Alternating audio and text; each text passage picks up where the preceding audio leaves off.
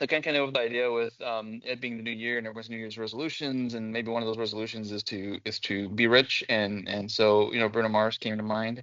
Instead of becoming a billionaire, I want to be a billionaire, and maybe I can define being a billionaire as someone who creates many, many, many Revit models or BIM models, if you will.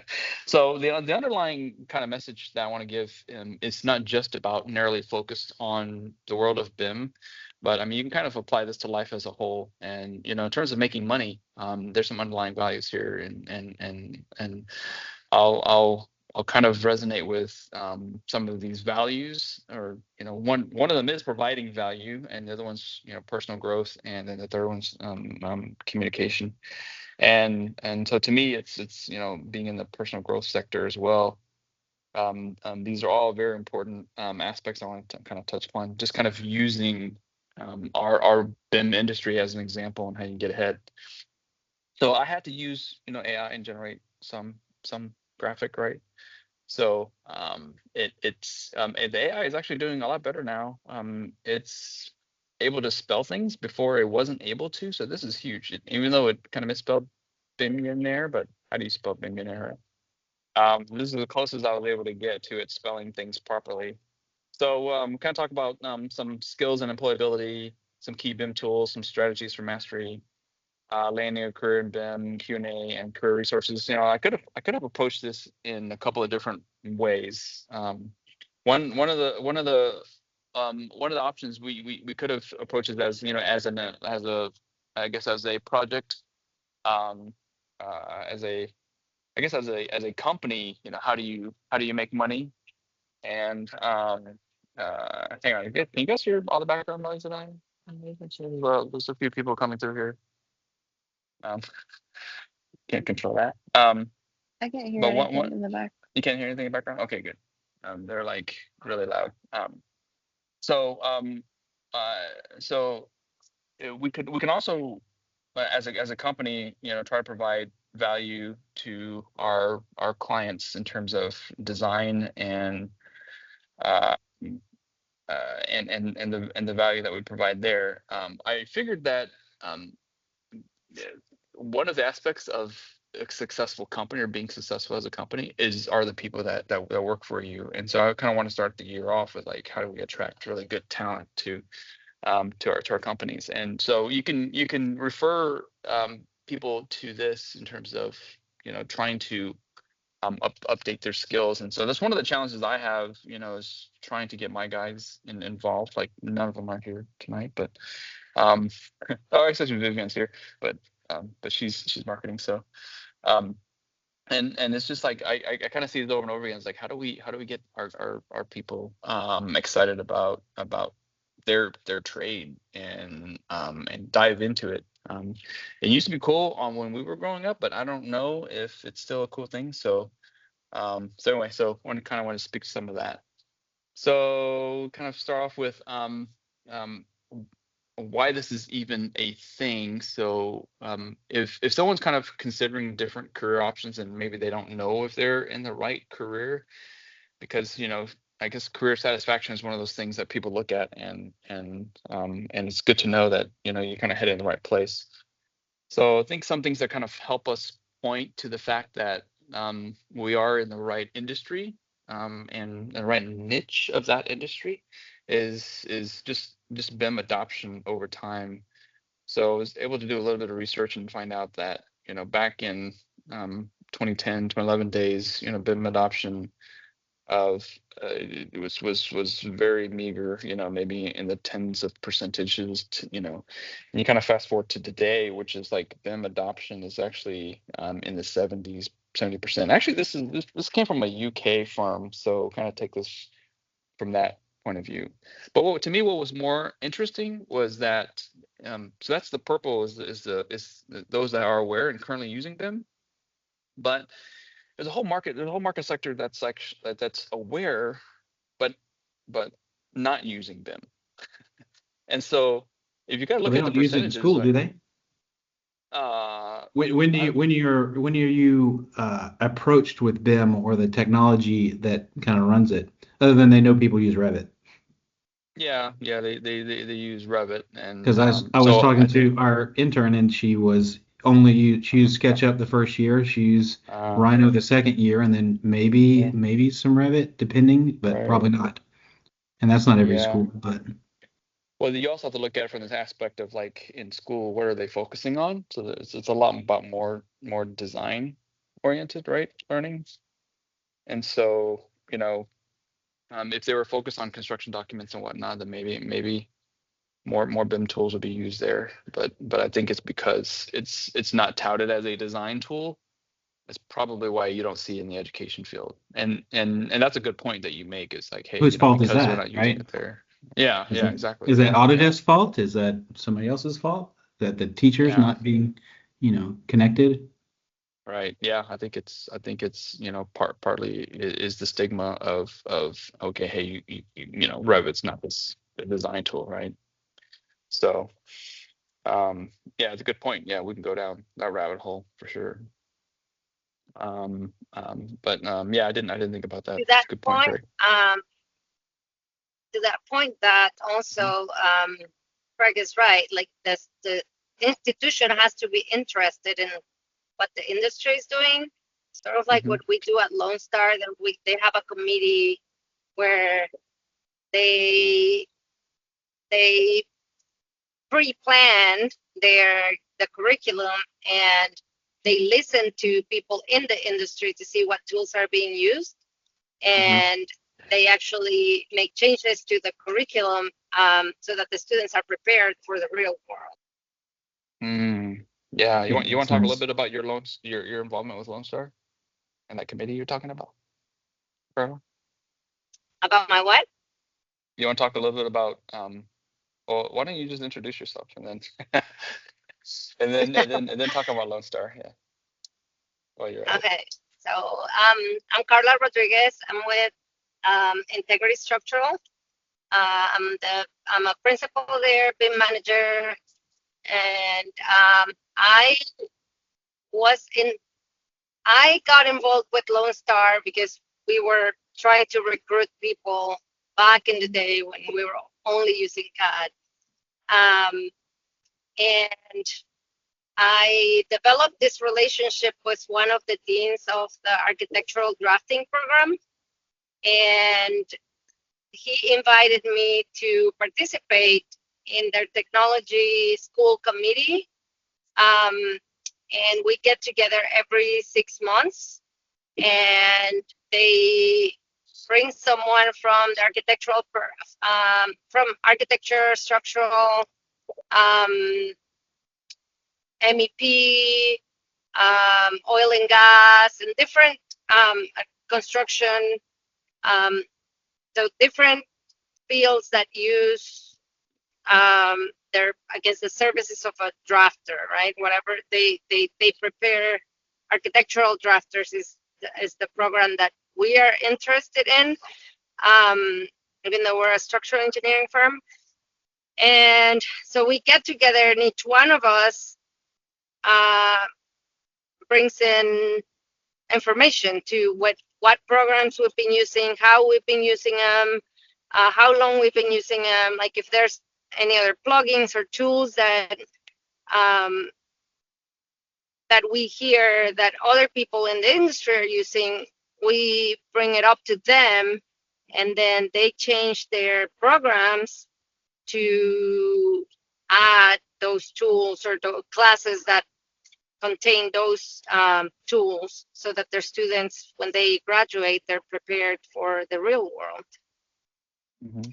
I think it's a good deal for everyone. It's a good deal for me because I get to tell the college what I want the students to know when they graduate. I think it's great for Mhm. them because they get information of what people in the market are looking for, and it's great for the student because they're gonna be better prepared than students in other colleges that possibly don't do this. Mhm. Yeah, no, that's a great thing that they're doing, and it shows that they're trying to offer, the right. They're trying to produce kids with the right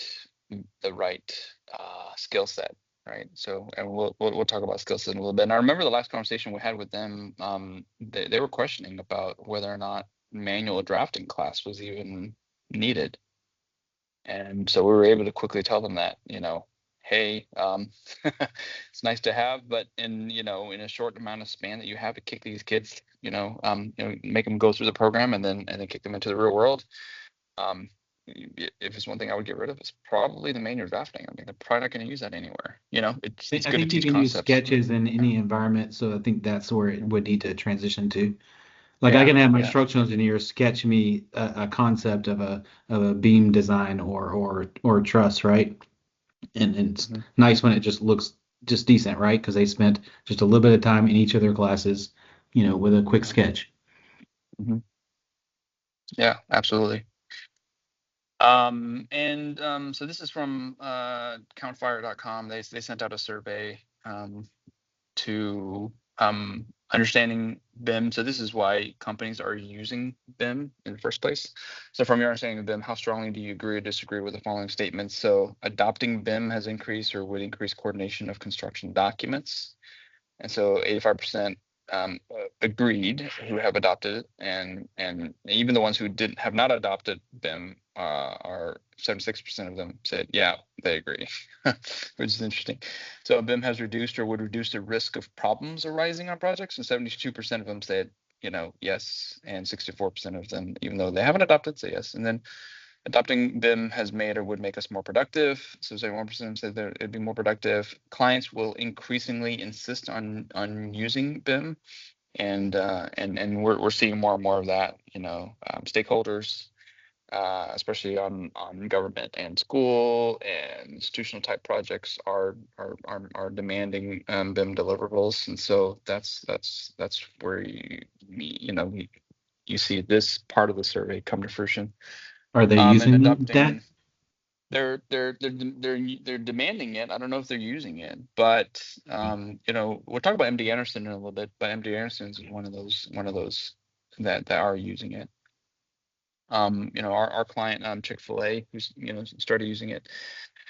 Well, we kind of helped them with that transition like a few years ago, and they're using it, although it's just raised a lot of questions.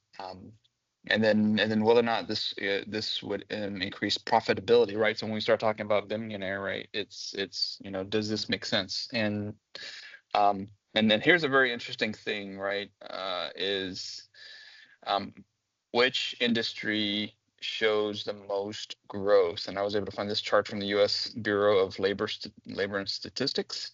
Blue are service providing industries, and yellow are goods producing industry. I never really thought about construction as being a goods producing industry, but it's listed here as number 2, as being a service base, and it's and it's up there in terms of an over, I don't know, close to 15% increase average all wage and salary workers. 6.5% is the kind of the average, the industry average. And so if construction's at 15%, I mean, that's huge. And of course, this survey, I think being taken between, I guess, projected to 2024. I'm pretty sure this was after COVID, but that's probably where you see the uptick in healthcare and social assistance. But healthcare is always going to be one of those industries, right? And then a quick follow to that is educational service and private. And we've been lucky in that the projects that we work on are in the educational and healthcare sectors. So both of those sectors are kind of keeping us going. And it's we're not seeing too many office buildings come up, and in fact that's kind of a huge question is what do we do with all these vacant buildings now, right? And the kind of the flip side of this, right? So it looks like all sunshine and rainbow, but if you look at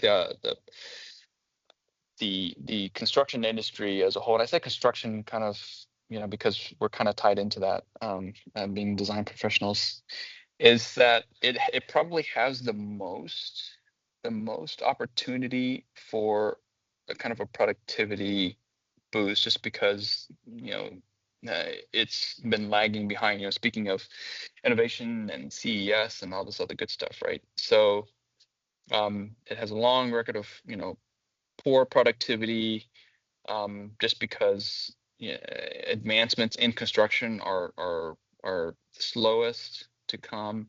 It's a huge industry, and it's growing, but it's so this kind of infographic shows that where we have the most opportunity to employ efficiency and automation, and all these really cool tools.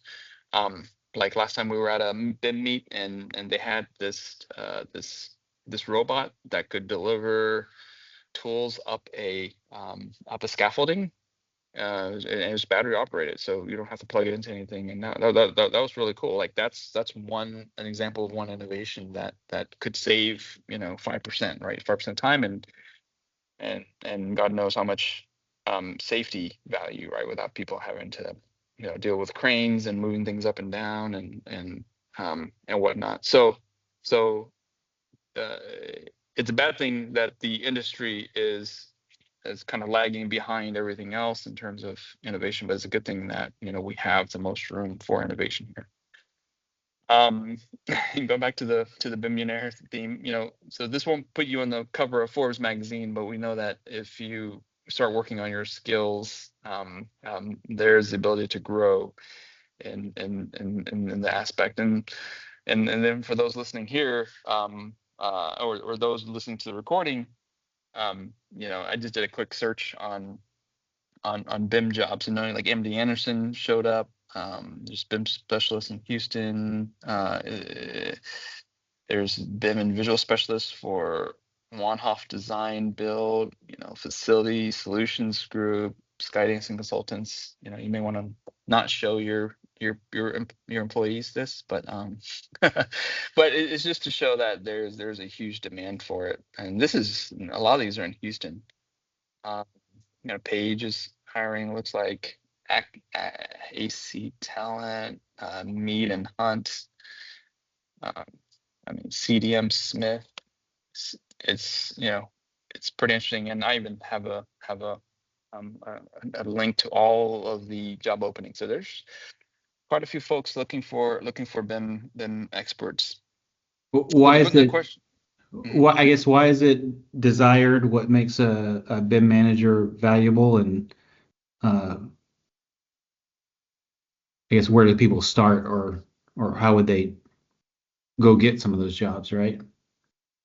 Yeah, so we'll kind of talk about your skill sets, but I think it's a very interesting foray into the industry. You don't have to have a degree per se, right? I mean, you could jump in, and if you're proficient at it. And I know we used to hire folks from ITT Tech, and that's why Carla and I are on the board at Lone Star College, because they're transitioning from drafting to BIM, and it's just becoming one of those things that, like you said, it's not really taught in school, and so but all of a sudden there's this huge demand for it. So But it just I behooves guess, everyone to kind of focus on this. yeah, you brought a thought. It is basically a lot of architects want to design, or they want to detail. They don't want to like mess a lot with the model sometimes, right?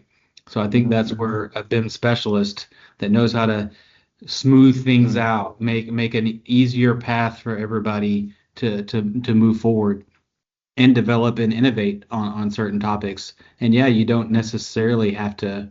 You have to be able to listen, right? But you don't have to be able to be trained as an architect per se. So I think that's a great point. Yeah, no, you bring up a good point as well, and that it's not the easiest tool to learn. You could pick up SketchUp on your own, probably, maybe Rhino, but picking up a BIM tool like Revit, and maybe AutoCAD is even somewhat, you can kind of fiddle your way through it. But to fiddle your way through BIM, I've seen people do it, and it's not pretty. It's like, okay, it's all there. But Yeah, you definitely have to it's know how like to the use big it. projects, right? Like the airports, the Yeah. hospitals, those Oh, yeah. those need people that really know how to make that sing, right? And Mhm. that's where your BIM managers, your specialists come in. Right. Yeah, and it's a different way of thinking, and and whatnot. And yeah, we'll talk about skills in a little bit, but really, so the question I ask, is this is kind of speaking to the young folks too, and it's kind of a reminder for ourselves too that those have been in the industry for a while. In terms of how we charge for this, in terms of how we approach this with our clients that may or may not be aware of it. But I think the underlying aspect here is value, right? So you add so much value that they can't ignore you. And Dan Locke here's this is king of business. Focus on delivering value, and the money will come. And so the only way to make money is by providing value to people who can pay for that value. So we have to ask ourselves, it's like, is BIM the shining tool that we can use, or are we actually providing value to our clients? So we actually have to ask ourselves the question over and over and think, what is the value that we are providing to them, and how can we ensure that we communicate that value to them, right? Yeah, the So other way is how are you adding, as a BIM manager or a BIM expert, how are you adding value to the firm? How are you Yep. keeping things smooth, avoiding problems, right? Avoiding downtime or crash models or just slow things, right? Right. Those are all efficiency time where people get very frustrated. Yeah, developing templates and efficiency and families, right? Yeah, absolutely, for sure. Yeah, no, thanks for bringing that up. So in terms of providing value, I just wanted to bring up this project that we helped work on with Telepson. I think Jackson Ryan was the architect, but this was a construction project, 15-story kind of mixed use type project. And for us, it was helping them solve a problem. So they had these expensive mast climbers due to the site. They couldn't use traditional scaffolding, so they had to use these mast climbers that would actually, it's basically like scaffolding on an elevator, and so it would move up and down. And so you can't just have teams of people all over the place. You have to actually schedule them. And so you look at the diagram on the bottom left, there's like, and the pink is kind of one set, and the green is another set, and it costs them money to rent this thing. And so what we were able to do is kind of help them visualize their labor and kind of the use of this using kind of 4D stuff. And we had to first build the model, and then bring it into Navisworks Timeliner and kind of schedule all the different trades that needed to go on this, and see what made the most sense in terms of scheduling and manpower and so on and so forth.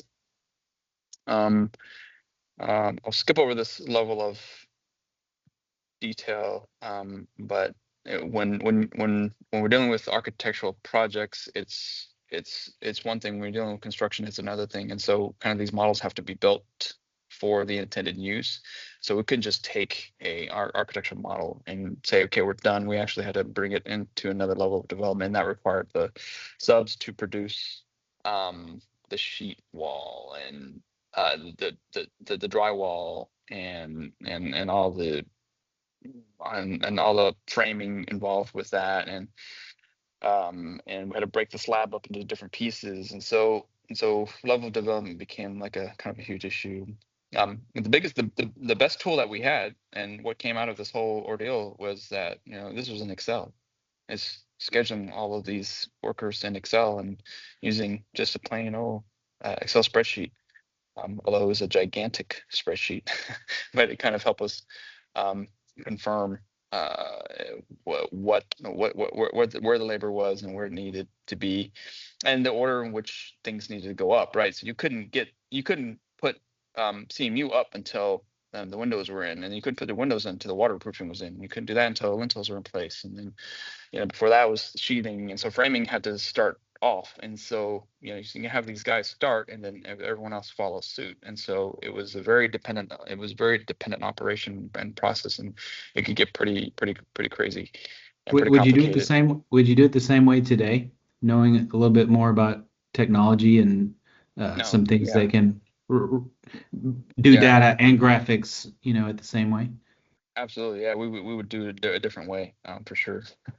This is definitely kind of manual because we didn't know what we were getting ourselves into.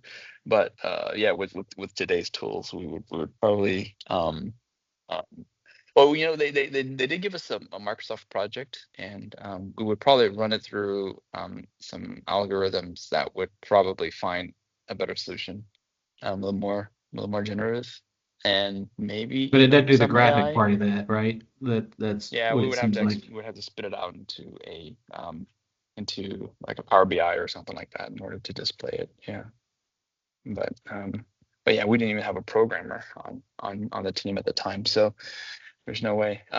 So crew sizing was an issue, right? How many people we have, and on each one of these, and the workflow is um, the Revit model and AutoCAD drawings. And some of the subs produce the models in AutoCAD. We brought it into Navisworks, and then we had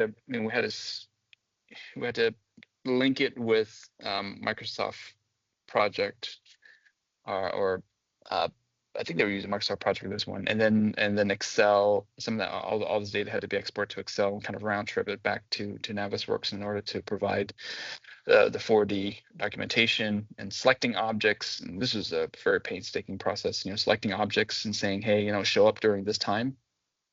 And then making sure, and then we had to export this to export the timeliner to Microsoft Project to make sure that we could synchronize their schedule. But that was before we had to clean up their schedule. So, everything looks really nice at the end, but there was a lot of back and forth. Link the new schedule to Navisworks, map the activities to the selection sets, and then this was what was a result of that. So, yeah. So on the left, you can so the front and back of the building, you kind of see things show up in different colors. So I think the green was the sheathing that had to go, or the framing that had to go up, and then we have different colors for the windows, and then the bricks that follow that afterwards, and the purple is the mass climber that's moving up. And then once you get up to a certain level, then I guess the other set of mass climbers would kick in towards the back. And luckily there was a good portion of it on the backside that they could just use traditional methods on. But then again, it was just garage anyway. So so we were able to visually show how this came about, and they kind of use it as a kind of a communication tool, both internally and to the public and to the stakeholders. So speaking of value, so the cost of renting the mass climbers, I think we were able to save them like, I don't know, 6 months worth or something like that. And if you look at the cost of renting each one of these things, I think it ended up being like $100,000 a month or something like that they had to rent them, and we were able to reduce that by 6 months. So in essence, we saved them $600,000, saved them like $500,000. So you got a percentage of it? Is that how you build that? Well, see, that's the lesson learned, is that no, I did not. So we did not we did not build them based on percentage. But going back, yeah, probably we would look at the value that we were providing and say, hey, you know what, if we're gonna save you, if we could save you $500,000, like how much would that be worth? And we would have gotten way more on this project. Now they were Little very gamble nice. on that, right? Trying to put a fee together. Right on. Yeah, exactly. Yeah. So and but the cool thing was it gave all the subs a platform to be able to see how their work could impact the overall schedule, and it wasn't like pulling teeth to say, hey, you know what, if you can just increase 3 guys here, you'll be done faster at the end of the day. So it was that kind of conversation that kind of took place. And it was a it was an eye-opening thing. So and it was actually a really fun process to go through. So using everything from Navisworks to Revit to AutoCAD to Excel, Microsoft Project. Anyway, so speaking of all those applications, right? So a lot of times the questions we might get is like, hey, what should I start learning? And so if you had to kind of break it down in terms of kind of the major tools, so there's your kind of design authoring tools, and from there there's bottom left is is your conceptual modeling. I think we talked about some of those. Talked about Rhino, and along with that, there's Grasshopper. There's Formit and then there's SketchUp, and then there's capturing of data. So people, you can use drones to capture point clouds, using photogrammetry and laser scanners, and bring those into I forgot what the tool is called, but anyway, there's quite a few tools there, and that might be imported into your design authoring tool. And then on the right hand side, you can start to export some information and get some really good data out of some of the stuff. And then we can also start to put things on the cloud and collaborate with other disciplines. We can also use some of the data to run analysis, so environmental analysis. So there's Green Building Studio, there's other sustainability tools that we'll talk about later. You can also go the extra step and start talking about fabrication. So because you're dealing with solid geometry, like how accurate you model it, you could go straight to fabrication. I know that when I was at Gensler, we did that quite a bit. And of course, you can also use it for visualization, right? So visualization, what you just saw, we use Navisworks for the visualization, which is a different type of visualization, right? So this was explaining a process, and but then of course, Navisworks is also used in pre-construction planning in terms of detecting where issues occur with clash detection. So quite a bit of tools, but I think if we had to say, okay, just focus on one tool, it'd probably be Revit, just because it's kind of been the buzzword, and so if I had to point anyone to it, and this is some of the conversations that we have with Lone Star, right? Is like, hey, which tool should they focus on? Okay, focus on Revit because that's kind of the standard. We can argue all the other tools as well, but and then just one of these, I was able to pull up one of these YouTube videos, like 10 tools every Revit beginner should learn, and and you can see the icons here. The pin tool, awesome, right, for beginners, right? Because they're always moving things around inadvertently. Thin lines is great because you want to see the detail, but then every now and then turn thin lines on and off to make sure that you're not drawing something that's just going to become a blob. Align tool kind of keeps things in place. I just had an issue with the Align tool, and I don't know if you guys had this issue, but in 2023, I think it was weird, but the Align tool has an option to automatically constrain, and so I was getting really frustrated because I was moving things around and other things were moving, and it took me a while to realize that.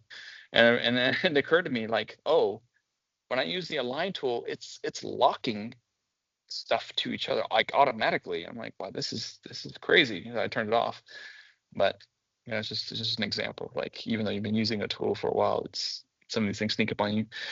Yeah, How they to use changed detail that. lines. Yeah, it's crazy. And I was unaware of it until I came up on it, and I'm like, I'm not even doing anything that's crazy. It's just like I was moving a sink, and then the countertop was getting longer or shorter. So it's super frustrating. So we Or say the walls are moving. our slogan is sometimes Revit, stop helping me, right? It's automatically doing things Yeah. sometimes. Like, stop it, don't do that. Yeah, exactly. Yeah, no. So that's like a lesson learned type of thing. So if you're teaching your guys and you're doing lunch and learns or whatever this Friday or whatever during the week, say, hey, explore that Align tool, because it could be a crazy thing. Imagine like moving lights or something like that, and it's actually moving your entire ceiling grid. Or I mean, it's crazy, right? You don't even notice until later on. And like, hey, who moved this? And even the person who did it may not even know that they're using it. But anyway, so that's where we kind of get into like, hey, these tools are great, but like Craig said, it's yeah, it's too much sometimes. Doing groups, installation, paint tool, hide elements, join, how to control temporary dimensions. That is kind of a good handful of things, of course, after you get through the fundamental stuff.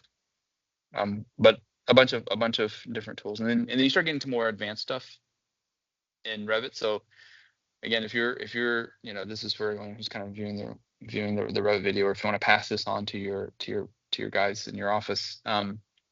So once you kind of get through some of the basics, right? So what else is there left to learn? Well, that's just scratching the surface, right? Because now you can do some really crazy stuff with Revit using uh, curtain systems and forms, and you start getting into computational design with massing and converting surfaces and customizing families and parameters, and linking this with external databases with ODBC, and then using IFC to to kind of import export things from other programs like Rhino. So we've had to import stuff from Rhino here recently, and on the way to really get a true representation of some of the objects just by going through IFC. So you can start really getting into that. So that's like so we start with like fundamental Revit in terms of like developing your skills, and it's like you can see how far the rabbit hole goes, and then you want to go to the next level of Revit, and that's when you start getting into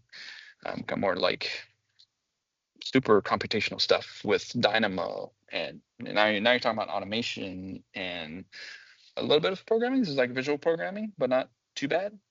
They don't have an AI to write the Dynamo script for me yet. Not Dynamo, right? Yeah. I write my AI AutoCAD script in AI, Yeah. so it will do that. Does that work? I can do a class on that if you guys want. Cool. Oh yeah, that'd be interesting. Yeah, that'd be cool for sure. And then, no, so ChatGPT can write code, right? But it can't do visual programming, which is what this is. But the cool thing about Dynamo is you can import regular code into it as well. So I think it takes 5 languages. Is that what it is? Whatever you're like, if you have a little bit of coding or take a little bit, that's the nice thing about Dynamo is it takes 5 languages if you want to write a very like Dynamo doesn't have certain things, so you have to write a module to do it, and it may not be specific for you. But as they keep, if you watch any of the CS conversations, the one from NVIDIA, I would very highly recommend you watch that, because it basically says in 5 years or so that coding is almost going to be obsolete, right? You're just going to ask it to do things, and it's going to know that it needs to code a certain way and do things for you. And it's very mind-blowing seeing the industry this long and seeing things that could possibly even change that fast. It is, that's crazy, especially on the coding side. That's crazy, right? And then you wonder like, oh, what are all these programmers going to do? And but like you still need input, right? And so oh yeah. And so when I think about it, I think about watching Avengers and and For sure, and seeing exactly. Tony Stark addressing the AI on how to solve the issue with time travel, right? And it kind of dawned on me as like the tools are not here to replace us; they're here to enable us. And so you look from that standpoint, it's not going to sit here and just be like, okay, I'm just going to write this code. No, it needs the input. It needs a why. It needs a why. The philosopher is like the computer will know exactly how to make the tea, and it knows exactly the proportions and the boiling temperatures and what you need. What it doesn't understand is that I need to make this tea now, and I need to make it for my wife, and they don't know the why. And there's an intrinsic value on why certain things need to be done and why they need to be done a certain way. So there's a translation that needs to happen between a user and then this incredible brain that's coming toward us, and you guys may be that translation. That's a good point. Yeah, translation I think is a very good word when it comes to kind of interfacing with some of the new technology, right? But so Revit was one of those things. I think Navisworks is another one of those things, and so this is where I would challenge us to kind of go beyond our comfort zone. I know as architects and designers we don't look at Navisworks, and I would say learn to use Navisworks. There's an issue that where I had to get Studio Red to look at a Navisworks model, and they didn't know how. They're like, "Can you just export to Revit?" I go, "No," because the construction team has identified a few areas that you need to explore, and they didn't know how to. They didn't know how to look at it. And they're like, "Oh, we know how to use Revit, we don't know how to use Navisworks."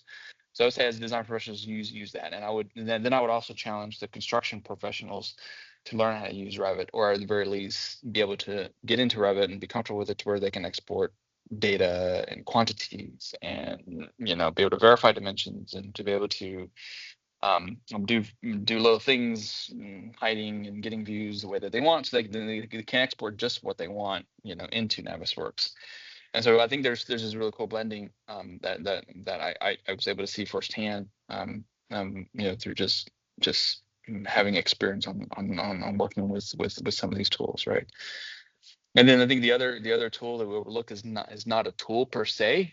And we don't see it as a tool, but it is. It's all the cloud stuff that Autodesk offers. So it's Autodesk Docs, and it's how we collaborate with other trades through the BIM 360 cloud, and then there's the Autodesk Construction Cloud, and taking this one step further is how to use the API and tools like Forge in order to be able to get stakeholders to be able to view some of these models. So, like we were able to write a code that allows our all of our clients to be able to access the model without us having to send Revit files and whatnot. Now through the viewer, they can actually download the Revit file too. So it solves two problems. It's how do you view it, how you view the sheets, or you view the model, and then the second question is like, oh, can you just upload the Revit file somewhere? Well, okay, you can download through that viewer too, and you have the ability to send them a view only link or a download link. But it's the next step of this is like, okay, once we make these things available to us on the cloud, then how do we get this to the stakeholders and everyone else involved, the team and the decision makers and everything else? And that's where communication comes in. And so so that's where I'm thinking about in terms of how you provide the value, how you can use your own personal growth and development to master some of these tools, and then how you can communicate some of that value back. So if we talk about skills, and we talk about like how much skills enough, and in today's age where like instant gratification runs amok, how do we talk to our guys about this, and like how this process looks like? And so there's a pretty cool weblog I found that talks about the 10 hours, the 100 hours, 1,000 hours, and 10,000 hours, and what that means. And so when we all start, it's it's x-axis is kind of time, and the more experience you have, the more higher value it is, because you can't replicate someone that has 100 years of experience. I would say you how can't do you do replicate that? somebody who's made Yeah. 500 mistakes, Yeah, right? 'Cause yeah, those yeah, are mistakes they're that probably not going to experience. make again, right? Sure. That's a Right. very powerful learning mechanism that is Mhm. hard to train on. Yeah.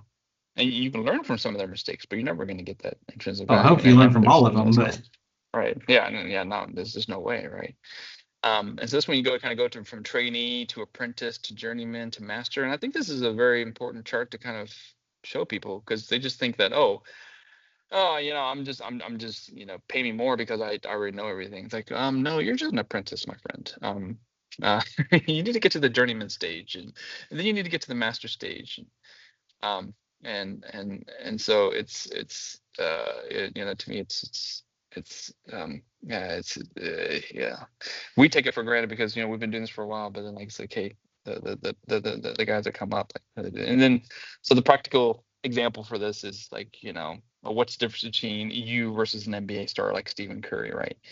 And these are just the 3-point attempts that he's made, and being number one in his league, he's made 2,212 free throw attempts, and he's got a .43 percentage, like 43% percentage. So he only makes less than half the shots that he makes but yeah, he's throwing that ball 2,000 times. So that's in his career, right? Maybe 2010 to current. And this is not even counting all the balls that he's thrown in practice, and so it's just number 3 ranked player, and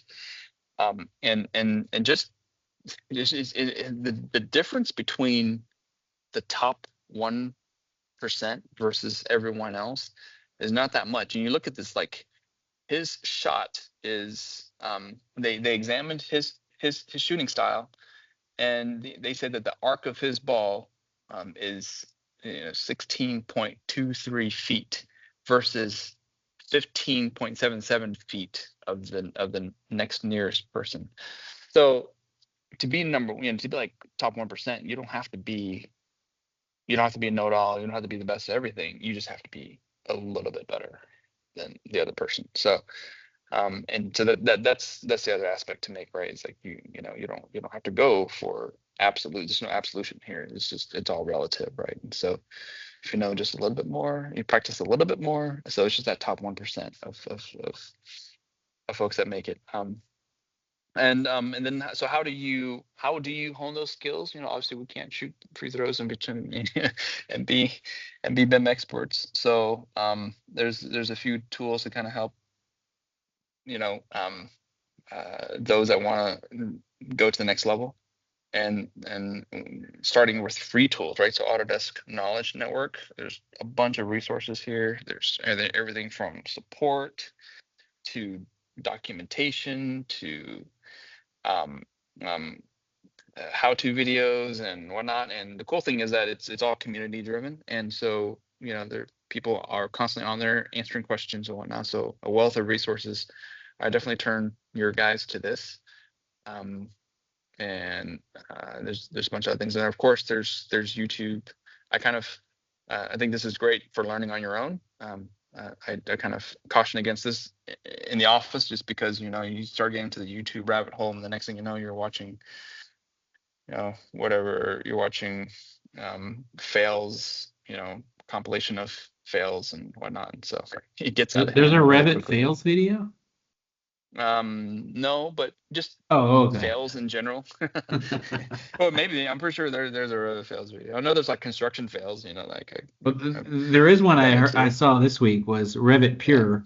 Nick, okay. did you see that? He got a cease and desist No. letter from Autodesk where he Oh, cannot name his channel Revit Pure anymore. And Oh, wow.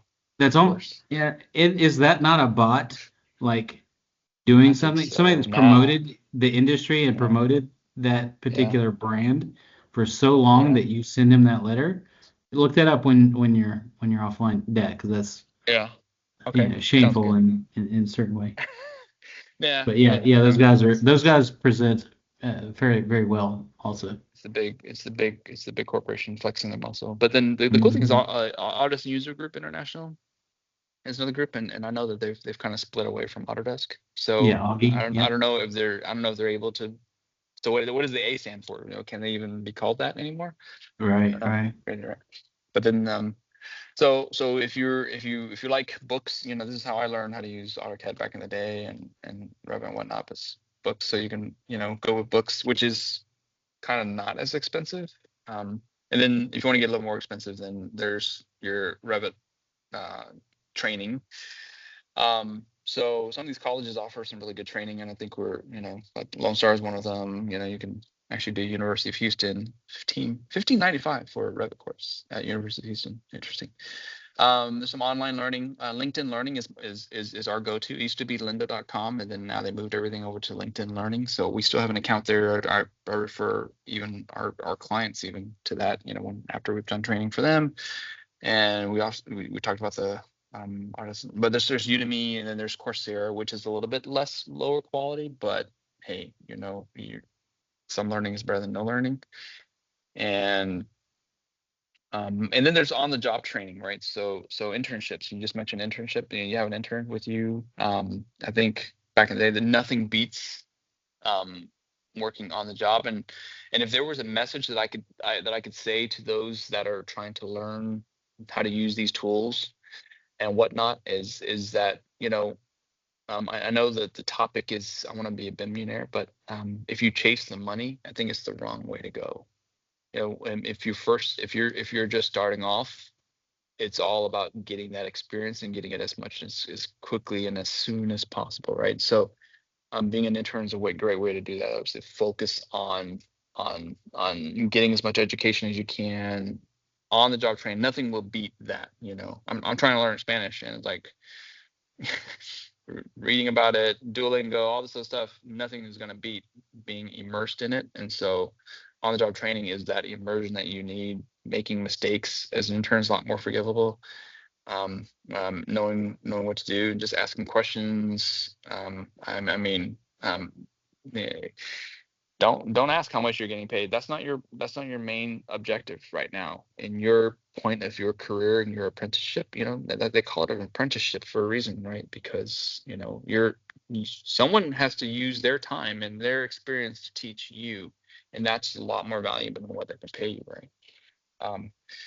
And so I agree. I agree that it's follow your passion. If your passion is technology and you really just kind of, I guess some of it for me came from playing video games or starting programming early in junior high and just kind of really liking those type of things and really like a lot of my YouTube feed is like technology based and things like that. If that's where you are, then yeah, BIM management's probably or anything in that technology sphere is probably something you could, you would just really get into. So I think that's anything that is a passion for you. And there's also like, I don't know what my passion is. How do you find that, or why do I not have a passion for a certain thing, or how do I find it? And that's also a very good question to be asking yourself. Yeah, and I guess how did you know? How did you know, Dad? How did you know what your passion was and how to start your own business? That's a risky endeavor to put it on the line. So technology got me into it, right? So my mom used to work for Compact Computers, and she'd bring these computers home, and I remember learning. It's how old I am. So I remember learning how to do logo in school, in elementary school. They used to have these Commodore computers, and you would tell this turtle, they call it a turtle, but it's a little triangle on the screen. You would tell it to go forward one step, and then right turn, go one step, and then right turn 90 degrees and go, like it's a little bit of math, and you'd have to tell it, like manually to take step-by-step action. And I'm like, oh, cool. At the end of the day, you get this graphic. And then what was really cool is, and you learn these repeat commands.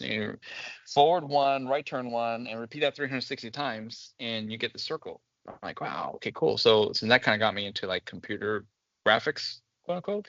And then next thing you know, I'm like, hey mom, I'm trying to buy this logo program. And then she comes home with AutoCAD. A bootleg version of AutoCAD, like 12 floppy disks that had to be installed on this computer that that could barely had like 3 colors, and then I had to get a big old book and learn it. And to me, it was just like I was just curious. I was like, I'm curious. I want to create cool stuff on the computer, and that's how I got into it. And then lo and behold, like someone could use my skills in AutoCAD. And when I was interning with PGL at the time, it was one of those things that that was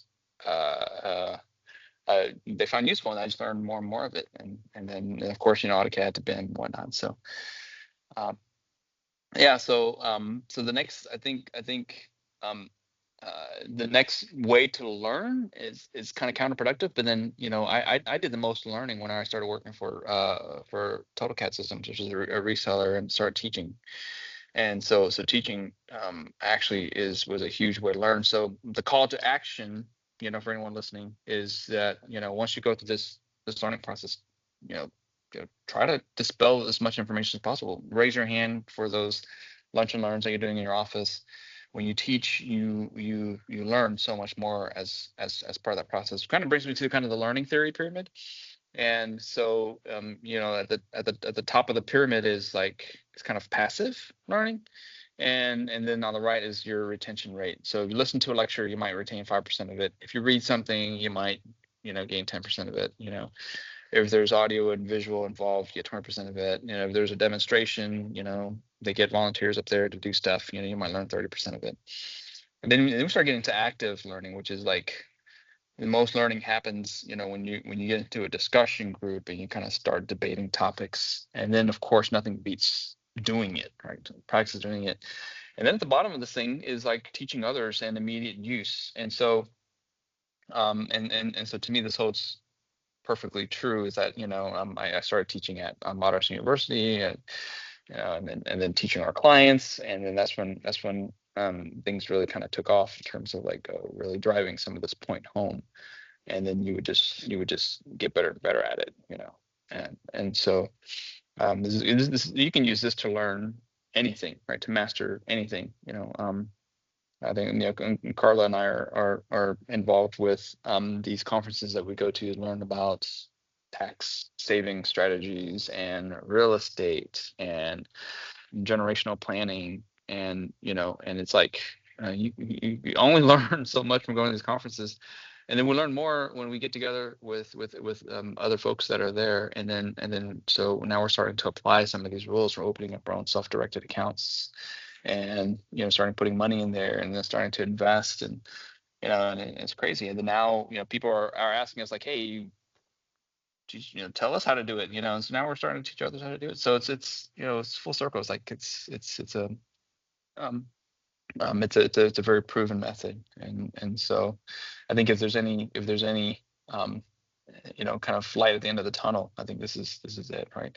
So the call to action again is get involved, get involved with this BIM meet, get involved with Meetup. Um, um, uh, we have it once a month, or at least we try to, weather permitting and natural disaster permitting. And kind of brings us to the next topic is which is the 2025 BIM Meet, topics and ideas. And so we have about 15 minutes left for anyone to kind of chime in to kind of talk about some ideas. We do have some ideas too. I'll kind of review those later, but I kind of wanted to open it up for since we do have considering who we have online here, maybe some of the things that I kind of talked about maybe could be used as fuel for this. Oops. So thanks for the preview. Yeah. Oh, sneak peek. Who is this? Alexander? Oh, who came on? Who came on late there? Yeah, Alexander? Alex. Is that Alexander. Alex? Is that the Alex? Yes. Man, you're That's right. only an hour and 15 minutes. Better Better late than I never. guess. Yeah. How's it going, Alex? All right. Can you hear me? Yeah, good. Doing well, where are you? Are you still in Houston? Yeah, I'm in Houston. Okay. So you come out to one of these meetings. How do I Man, I be exit out? forgetting. I forgot today. Yeah. I know Glad we you get so can. busy, right? Dad recorded it, so we're in good shape. Oh, Yeah. really? Yeah. Listen to it on your next car ride. Exactly. How do I? Okay, here we go. All right. So, any ideas?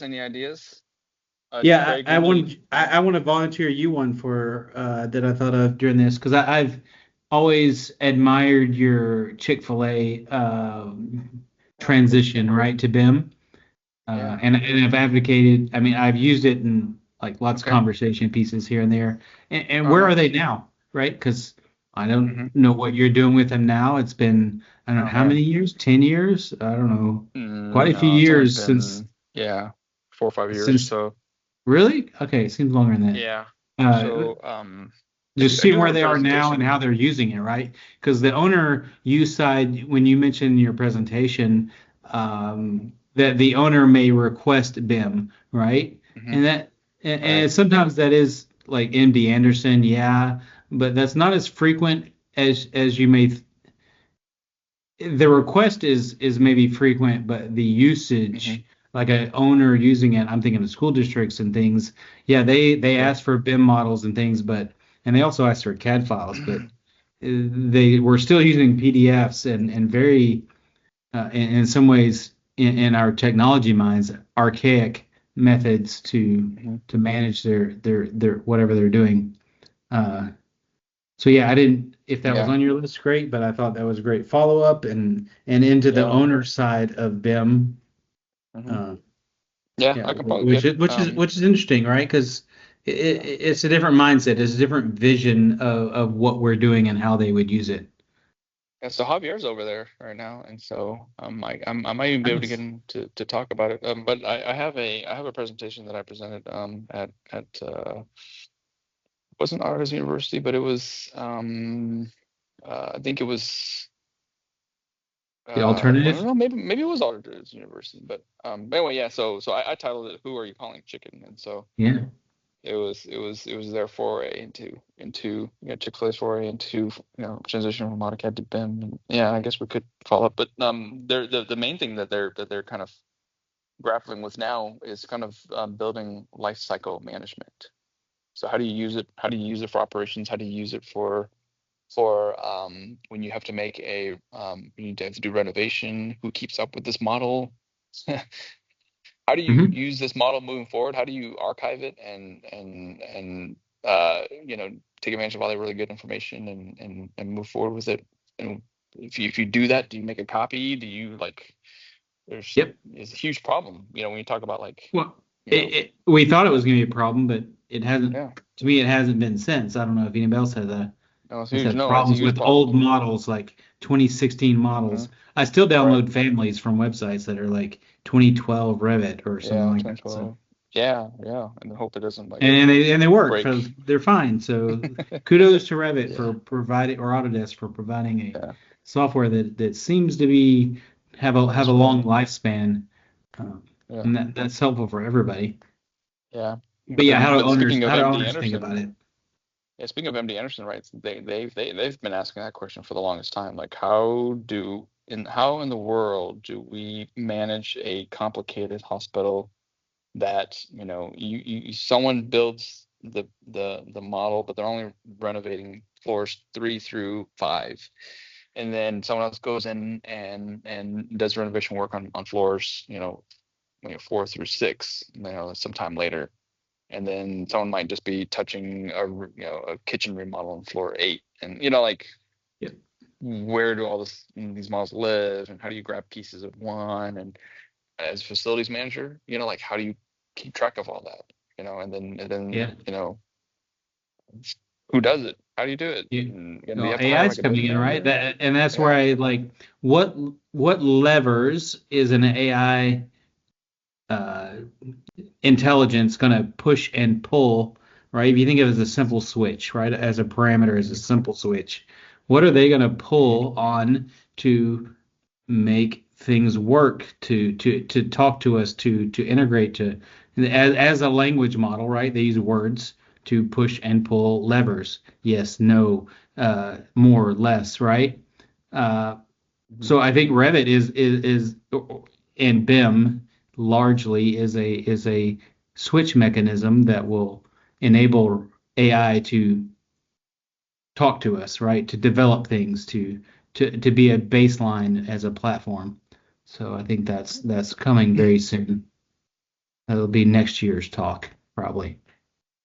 Have you Googled, or what's your experience with using AI for some of these things? In my it's just writing code, right? I had it right Mm-hmm. on. We have Mm-hmm. constant problems with civil engineers. I'm sorry, civil engineers, Mm-hmm. you're the laggards of every technology ever since I've been in the industry, and that's not maybe some of the big guys, right? But that's most of the smaller people. Uh, but their files are always they crash our models more often than anything else. So Mm-hmm. so I wrote a You want? program that would clean my AutoCAD file, right? Very simple task.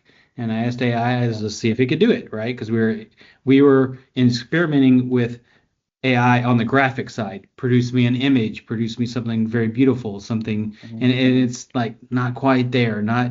It's just not specific enough a lot of times for what we want to use.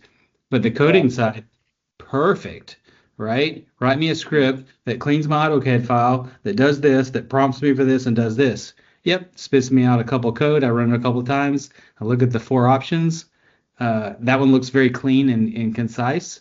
And then I run that Mhm. one. So I put that on my desktop and I run that code when I get a civil file to do just simple things, right? Just clean it up, clean up all the junk out of it that I don't need that makes my model crash in Revit. So very simple request, and you don't maybe even have to know how to code. I don't know. Yeah. And if I did a presentation, it would be I would show the code and maybe run it live and see what it gets. And if I would run it as is, as I get, and see what happens. So Cool. I think a lot of it's knowing a little bit how to prompt, and that may be the gold nugget in the class, right? It's just Yeah, like prompting is yeah. I just need Prompting to is ask the for big interface, right? And then the yeah. code can do the rest, right? Ask me this. Oh, it'd be nice if it asked me that before that. Okay, we'll just tell it that, and it'll rewrite the code and Yeah. give you an interface to say yes, no, or more or less, or a pick box, right? That's just something very common in how a script would run.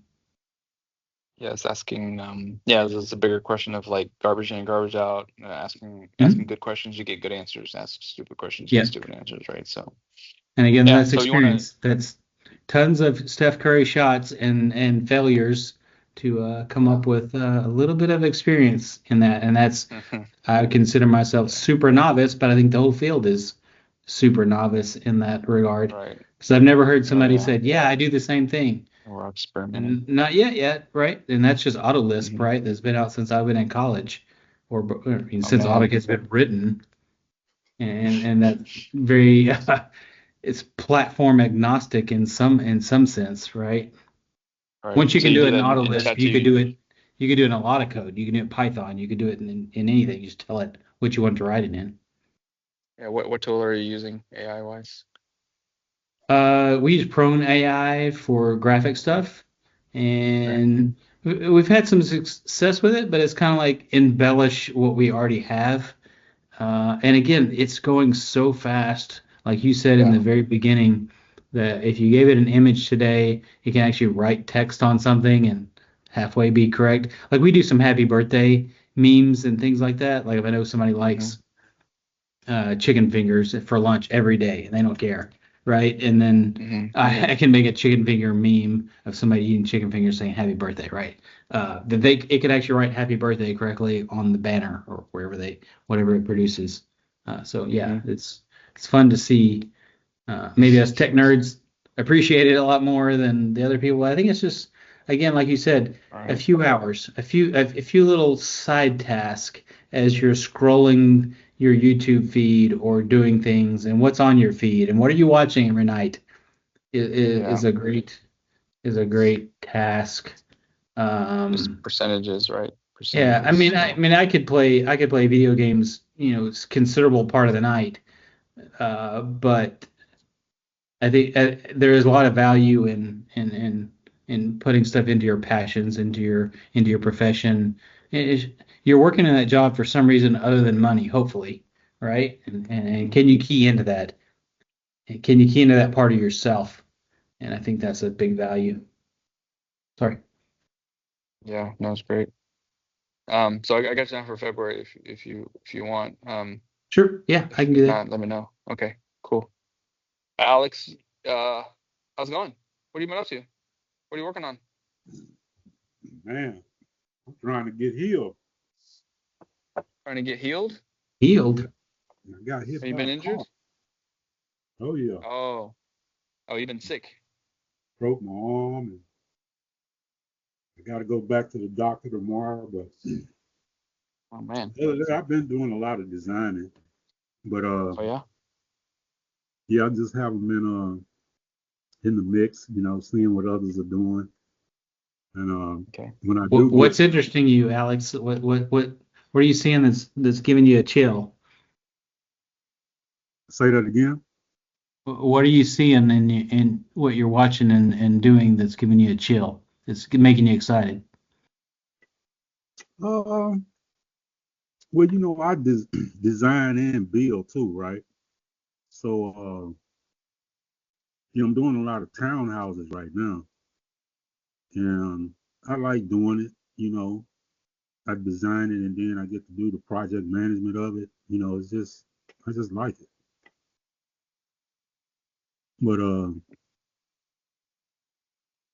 that's pretty much I would say, it. do you have a YouTube feed, and is there like technology stuff that you're hitting that you find interesting?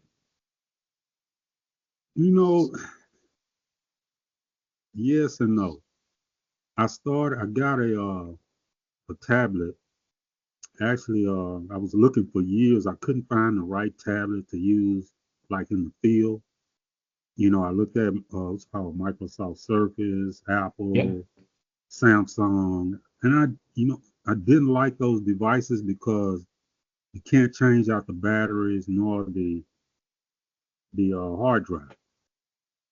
Yep. Well, I had an accident, and not the one that I'm talking about, broke my arm. It was a different type of accident, and and this is how I run up on the right tablet.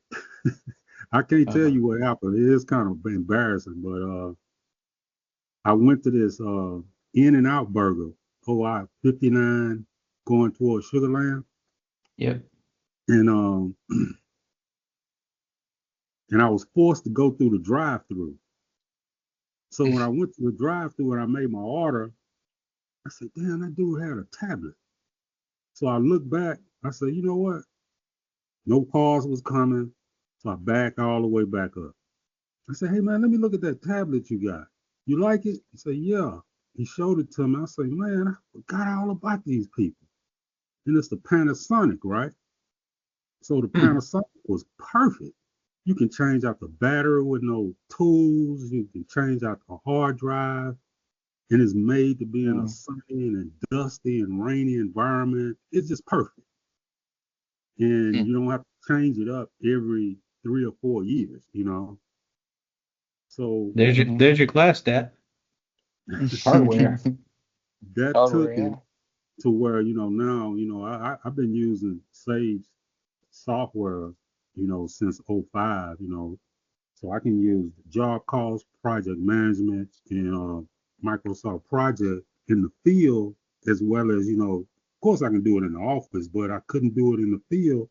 You don't be carrying around a laptop. Mhm. And so I like that part. I don't like, I know most of y'all probably do like this, but I don't like the cloud because the cloud is too much control that these cloud providers have.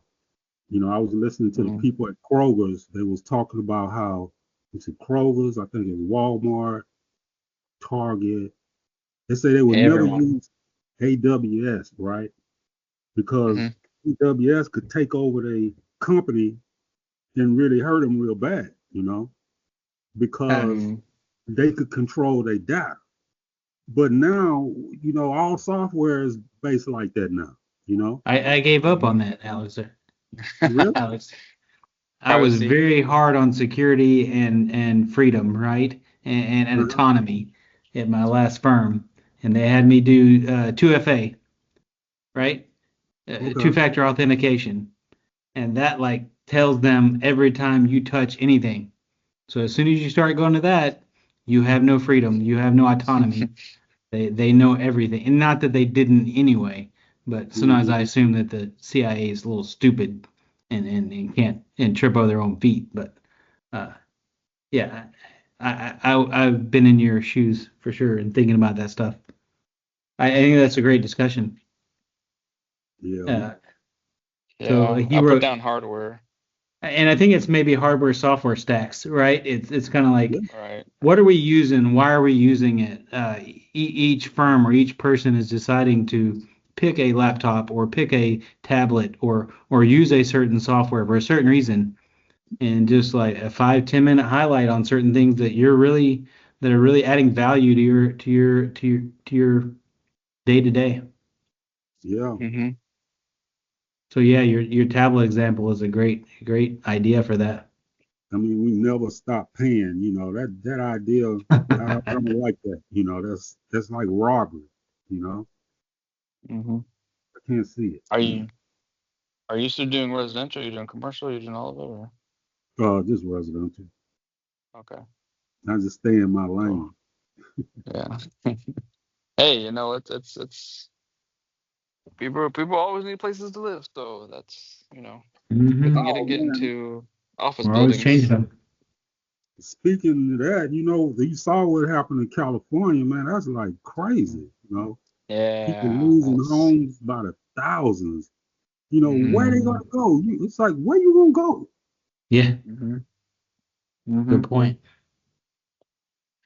Might be moving yeah, to Texas. that is nuts. And That I is looked at nuts. the National Association of Home Builders last in 2023, not 2024. I don't know, that data hadn't come out yet. Had 1.4 million new building starts for single family homes. So you know how many children we have coming out over the above of 18 going into the adult world? Over 3 million children, and we're only producing new homes 1.4. The only housing, so-called housing being built is apartments. So that means Hmm most people are going to be permanent underclass forever based on the housing units that's being built and the opportunities. I mean, the job opportunities are just low. And I don't know what Trump sees. I just don't see what he sees talking about making America great. I don't see it, but we'll Yeah. see. Yeah, no, that's a good point. It, there's the the reason why apartments are a thing, and Carla's company, they do a lot of multifamily, is because the price of a home these days has risen so much, and versus the salaries not rising as fast, and affordability of owning your own home is now kind of a fantasy for a lot of people. Yeah, And so you know um it's a big issue, it's a big problem. Uh and so you're right. So on one hand, we don't have enough homes for everyone, but it's can't how can they afford it, especially with the interest rates and whatnot the way they are. And so that's kind of what you know controls things, right, a little bit, is um yeah, yeah, how affordability and rising costs, ever since post COVID, right? You're talking Yeah. skyrocketed costs, and then construction costs too, and then Yeah, and it's then kind of like labor those. going up, and yeah, it's just a weird It's that anomaly. graph you showed. I mean, and Alex wasn't on for this, maybe, but there was that graph you showed on uh, i- increases in salary, right? Isn't that what you showed? Hmm Uh, yeah, it kind of showed that that's construction was up, and just and those are all yeah still lingering stuff. A little bit is trade expertise, in some ways, but why is yeah healthcare? And that's the broken. question you have to ask yourself: why is healthcare and social assistance so increased? What is kind of the fire that's stoking that flame for those jobs and those increases in salary? Um, hmm Oh yeah, it's obesity, it's all the health issues that we have yeah, but because it, of but if people can't marketing. pay And for it, they're not gonna do it, hmm right? Is that yeah vitamins or is that healthcare for pharmaceuticals, which are provided by healthcare manufacturer? Um, hmm yeah, and I think those are great topics to talk about, and I think and hopefully I feel at least everybody feels a little bit of relief that we can maybe openly talk about that stuff a little bit better than we could. yeah. Uh, yeah. Well, is it ending on my end? Huh. Yeah, no, Carla? those are bigger problems. And so, like, how do what we do here tie into kind of what's bigger problems? It's interesting. Yeah. Uh, hmm yeah, and I appreciate Alexander coming on and bringing that up, right? Because that's Yeah, at the it's last topics minute. we need to. No, all right. You added value. You added value, my brother. So it's Yeah, much appreciated. yeah. Yeah, go back and watch the rest of it because great. Dad had a great presentation. So How you do Thanks, that? man. Do what? Uh, watch the presentation that already took place. Yeah, it's being recorded right now. So as soon as that link becomes available, we'll post it on BIM Meet as well as on social media. Oh, okay. Yeah. So you just are you still on the BIM on the meetup website? Yes, yes. Yeah. So I'll post it there. Not too many people see it there, but so we'll just say, hey, if you missed the presentation, and it'd be interesting to see how many people hit up the presentation afterwards.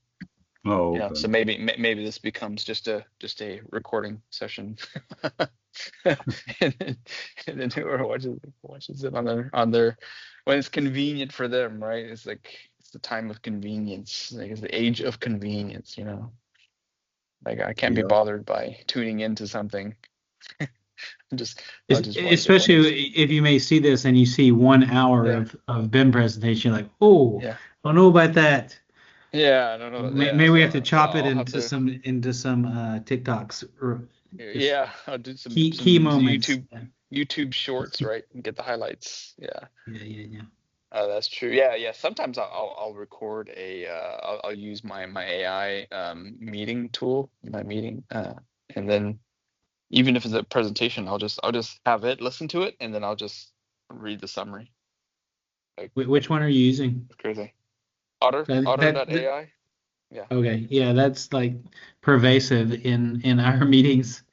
A few people of us have it, like 3 people in other landscape architects have it, and it's Yeah. like 4 of them join at the same time. It's like, do we need 4 AIs all at the same time? Can Well, can because you just they'll email everyone. consolidate yourself into one? Yeah. It is nice because That's after my true. meeting today, it said Joel needs to do this, Darren needs to do this, Craig needs to do this, then do this. I was like, it's pretty close. It missed 2, but Yeah, it's not bad. It misspells a bunch of stuff, but yeah. And but the meeting I nothing. was late to, it said, is Craig going to be there? Is Craig showing up or whatever? And it's like, okay, well, I got to see all that. And it's like, okay, I feel good. We covered what we needed covered. And it'll join a meeting even when you're not there, so Yeah. you can't beat that.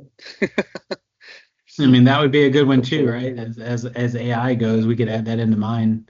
What's Yeah, people's I feel experience like with AI meeting tools and just things on the horizon that probably are immediately going to impact people's life. Because when I watch CES, it's basically like, yeah, that's coming in like 10 years. That's not 5 or 2, right? If you listen to NVIDIA's CEO or Elon or somebody like that, that's kind of like chipping it. It's in their company already, right? Yeah. yeah, It's 6 months, right? Where is it in a couple months, right? And I feel maybe like we once a have. quarter. I feel I don't like know if once a we quarter can we do like ask. an AI update. I'm pretty Yeah. sure there's some AI topic, but Oh, for sure. And then you could yeah. ask Bill if he wants to join us. I don't know what he's doing. So, Who? Bill? what's his name? He has the AI rendering tool. He gives Autodesk AU classes all the time. Oh, what's his name? Fantastic guy. Okay, I'll think of it later. I'll drum it up first. Yeah. Whoever you know, reach out to them. Yeah, be like, hey, Oh, I had met him tell them once what's and hung going out with him a little bit, but I mean, Okay. I haven't been to AU in a while, so hopefully I can go this year. Yeah, likewise. Yeah. November would be or December would be a great year-end and AU recap, right? What classes were there? AU, Who right. went and how was it? That's what we did. Maybe November, right? I forget if it's November. It's in or November, so December is good. Yeah. Yeah. I think yeah. Leslie was our AI our AU recap person. So she. And then like I still talk to Philip, and he's trying to regenerate himself, and he's posting a couple times here and there on LinkedIn and stuff. So we could. Mm. Tap him for something. He's always has great context. Yeah, that's for sure. Yeah, that's to me this is a good excuse to kind of reach out to everyone that's that I haven't been um talking to lately. So yes, absolutely. Okay, well, cool, well, awesome. Well, How I did think your last year? How did the last year go? Sorry, I wasn't here. oh, last year it was off and on. I think we had like 6 meetings probably. Good. Yeah. We had one meeting. Oh, we had to keep on moving one of the meetings because it was hit by a hurricane, or we had Yeah. hurricane and power outages and whatnot, right? So we had missed that one, For and sure. but we had Garrett show up with spatial acuity, and show up with all his cool laser stuff. Yeah. And yeah, we got to wear I got to wear his kind of laser backpack thingy, the slam device. Oh, really? I Yeah, gotta see that. Wish I yeah, that recorded was that one. fun. Yeah, we talked about I've seen the robots sustainability. that print them on the slabs. I saw that 2 years ago. Oh yeah. Yeah, I've been trying to get the Lennar homes with their um yeah, with the 3D printing, 3D 3D houses. printing. printing. Hmm. Yeah. Yeah. Yeah, I think they have that at A&M in the lab at Oh A&M. really? Oh really? So they might have a gantry there. I'll talk Yeah. to the director of architecture there, Greg Luhan, and I will see if maybe we could do a remote session there. And if you want to come up with Yeah. me, that'd be great. I'm in the Absolutely. Architecture Plus Architecture and Industry Advisory Council. And if you Oh, want yeah, to join okay, me at cool. that, you're more than welcome to join because Nice.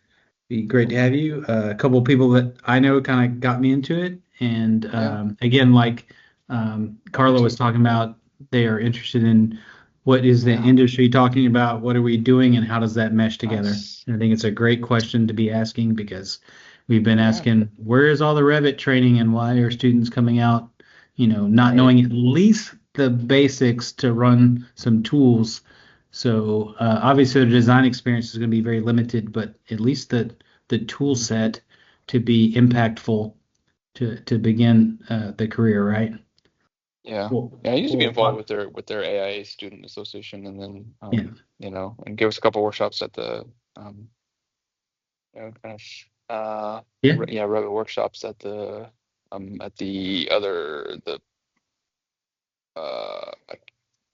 Prairie View at the Prairie View Yeah. location, Yeah. and then U of I've seen H lots of too. Prairie View Yeah. students come out very, very capable. Yeah. Yeah. In comparison to just the bare technical ability of maybe A&M students, right? So, Yeah. Carla, are you still with us? and why aren't we Awesome. being invited to go teach more? Would Dad go teach at A&M for a class or U of H for a class Yeah. or yeah, he would definitely probably do that, right? Or why are we not engaging those professionals that are willing to spend those couple hours and Yeah. enlighten students and involve them? At a student meeting, at a student uh, deal, or yeah, or like a weekend workshop or whatever. Yeah, I've done those. Those Mhm. are a lot of fun. Yeah, just talking to people about Yeah, it, talking even to a kids teams about it. meeting sometimes, right? Hmm. Whatever gives you Yeah, experience. If you're a younger right. person trying to get experience, a recent graduate Yeah. or whatever from whatever school you came from, Or I would even be pay open to back. like like doing a design shred or critique or something like that. Yep. Yeah, We those are fun. yeah, we try to get involved in those as well. So Yeah. not See just see how career you can day, make right? them It's see how you career can day make is them cry. maybe once or twice a year, right? So, but it's a little Yeah. more engaging, a little more, boots on the ground. Yeah. Yeah, so speaking of Studio Red, we did a design shred at their office when we were doing the Haiti project, right? The Haiti orphanage project, Hmm. and that was a lot of fun too. And then they kind of reached out to the to U of H and got them involved, and yeah, it was all around like a really cool thing. I think it's time to kick all that back. Now that we're back in COVID's history, and you know, um, yeah, let's Like do it. it seems like you're putting a list together, but also as you're asking you who does this group want to be in some ways. Mhm. Yeah. What are It we is, yeah. contributing? What are we contributing to the greater society? Greater What are we giving? community. Yeah. Mhm. Yeah, and like your Haiti project was a great example of that, right? Giving back and engaging. What does that mean for that? What does that mean for anybody getting involved? We talk about business development here a lot, right? And everybody is very much encouraged to do business development. And what we tell younger people is the relationships and the people you know and the very casual contacts sometimes.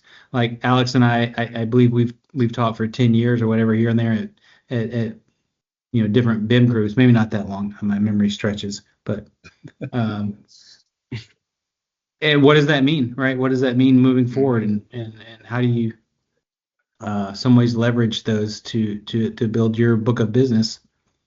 That's Yeah.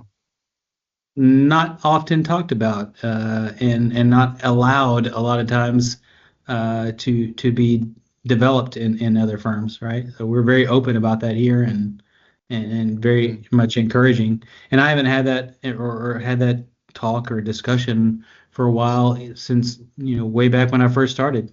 So my first firm was very much into that, but I didn't understand what that meant back then. Yeah. So. Mm. But now that's where No. I met Dat, right? That's where you and I kind of started to interact very briefly after that, and we've For had a sure. relationship for quite a long time, and it's been very valuable to me. Awesome. Yeah, no, I'm glad you're back. Yeah, Missed it. yeah, Yeah. very much miss it. Yeah, but let's do more of it, and it's just New Year, so opportune time, and we're filling up the calendar here, so yeah, so it's exciting. Well, cool. Awesome. And I'll encourage any of my young people here to come on. And I know Catherine's going to be good for go ahead and put us down for interiors, Oh, yeah, AI. interiors. She's doing, and not AI, but Revit side, because she's doing some great stuff right now. And in July, she'll certainly have some fantastic stuff. She's using Yeah. like just the simple tool of and how she's putting a PowerPoint together is very quick, very informative to its Luong. Sorry. Oh, I don't know if you your okay. I don't know if your Vietnamese is slacking. So Carla makes fun of that all the time. I say that She's like, because you're I not. gave a presentation to a girl at the front desk to a company, and she goes, "Oh, you're Vietnamese or whatever." Blah, blah, blah. It's like, "Oh yeah, you know Yeah, that? Okay." it is. Didn't really. And I mean, surprisingly, obviously it comes off. I But, get my Vietnamese and my Chinese mixed up. So the way I spelled it the first time was a Chinese right, spelling, I think. Yeah. right. So Okay, yeah. gotcha. Cool. I did not know that. Yeah. Philip. Uh, Yeah. Yeah. Phil Chan makes fun of me all the time. As well yeah. yeah, we need to get Philip back on. Quite a character. But yeah, Yeah. anyway, the value to young people and trying to build that value, I think is good. And Yeah. It's Catherine awesome. can definitely do interiors. And sorry to fill up the schedule, but I'm definitely willing. She's doing things in Revit every day that are Is that Catherine with a C or with a K? Catherine Kruger with a K. Yeah, you got the Catherine right, but the Kruger Oh, is with a okay. K. Yeah, Okay. C. Yeah, and she'll be Okay. more than happy to do it. As long as it's not on Maybe her she could. D&D nights, Yeah. she's more than happy to do that. Cool. All right. Well, no, you let her know. Get her Yep, ready. I got her Carla, signed did up. you have any ideas? I was gonna Probably. say, bring Mhm.